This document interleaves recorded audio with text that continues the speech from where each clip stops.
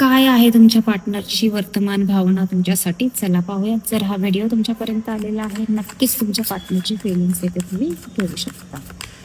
काय विचार करता तुमचे partner? Shri Swami Samarth, her her Mahadev. Please enjoy guide करा.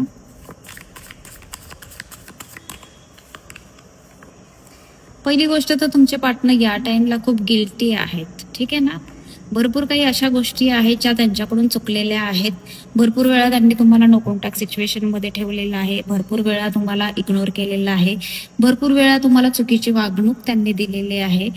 कधी थर्ड पार्टी सिच्युएशनमुळे किंवा थर्ड पर्सनमुळे तुम्हाला तुमच्या पार्टनरने इग्नोर केलेलं आहे आणि आज त्या गोष्टी त्यांना फील होत आहे आणि आज त्या गोष्टींचा त्यांना पछतावा पण फील होत आहे. तुमचे पार्टनर या टाइमला होपफुल आहेत या नात्यासाठी. त्यांना माहित आहे की तुमच्या दोघांमध्ये किती जरी प्रॉब्लेम क्रिएट झाले, कितीही मोठे इश्यू क्रिएट झाले, तरी तुम्ही दोघे एकमेकांसाठीच बनले आहात आणि या नात्यासाठी 100% ते होपफुल आहेत.